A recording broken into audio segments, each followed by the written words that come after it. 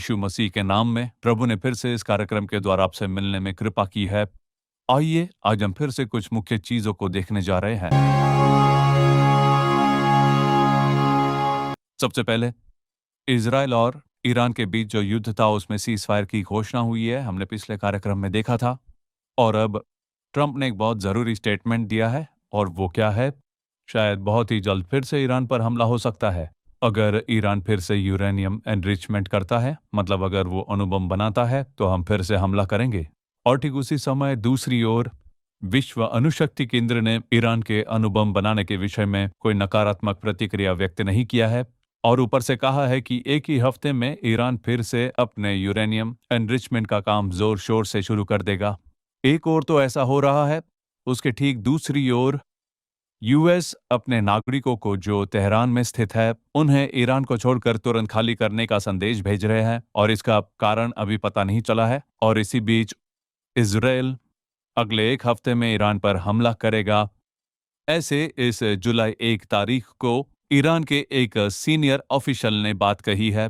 तो देखिए, अभी भी सब कुछ गड़बड़ी में है।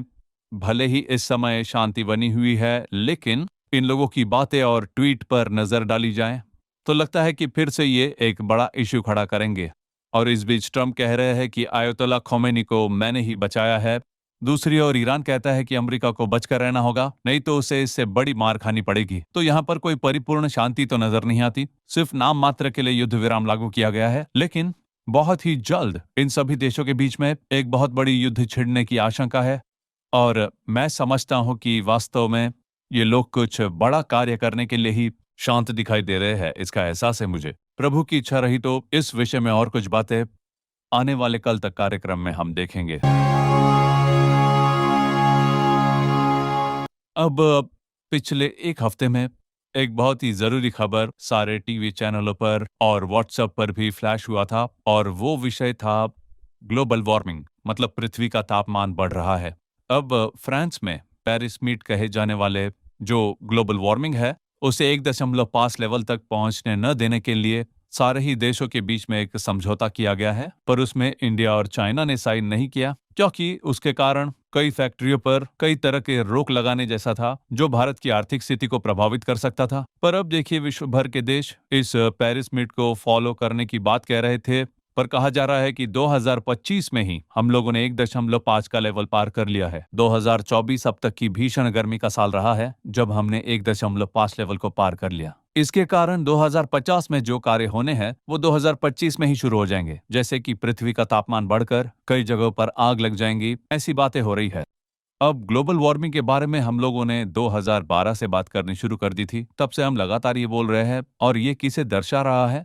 दूसरा पत्रस अध्याय 3 वचन 9 और 10 में प्रभु कहते हैं, परंतु प्रभु का दिन चोर के समान आ जाएगा। उस दिन आकाश बड़ी हड़हड़ाहट के शब्द से जाता रहेगा, और तत्व बहुत ही तप्त होकर पिघल जाएंगे, और पृथ्वी और उस पर के काम जल जाएंगे। मतलब इस पृथ्वी को अग्नि का खाद बताया गया है। तो पृथ्वी पर जो अगला नाश होगा वो इस अग्नि से ही होने वाला है, और उसी बात की पूर्व सूचना दे रही है ये स्थिति। पिछले 20 या 30 सालों से ग्लोबल वार्मिंग बढ़ रहा है। साल 2000 में तो ऐसी बातें हो रही थी कि ओजोन लेयर में छेद हो चुका है, पर अब के समय में तापमान बढ़ चुका है, और कई स्थान पर तो रास्ते पर रुकी गाड़ियों पर भी आग लग रही है। ऐसी एक स्थिति है।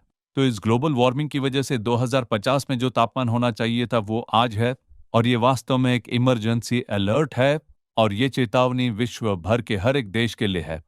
और इसी विषय से जुड़ी और एक बात है जो भविष्यवाणी की पूर्ति है। चलिए देखते हैं कि वो क्या है।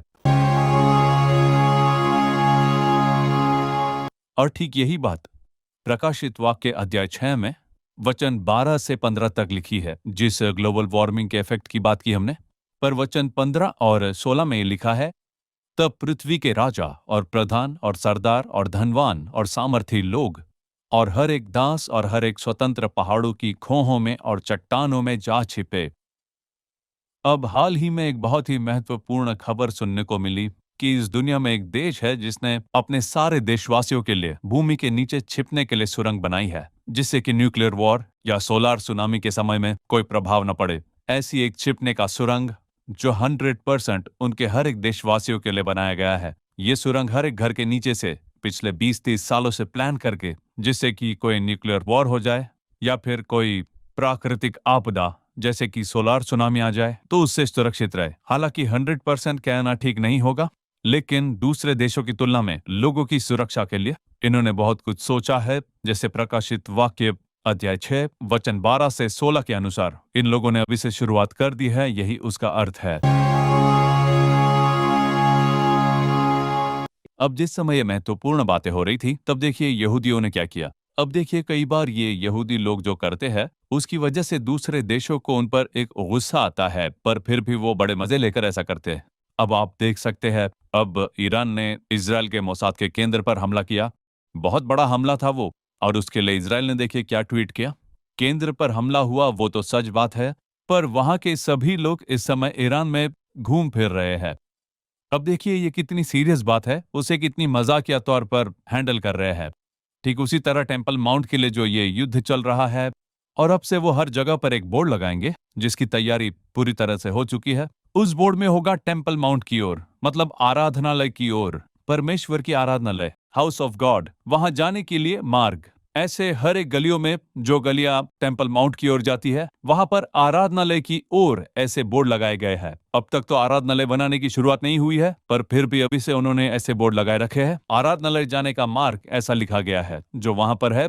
तो जरा सोचिए, वो लोग तीसरे आराधनालय को लेकर बहुत कॉन्फिडेंट है, पर इन समयों में जब बहुत ही बड़ा मसला चल रहा है, अगर वो ऐसा कुछ कर रहे हैं तो उनके बारे में सोचिए।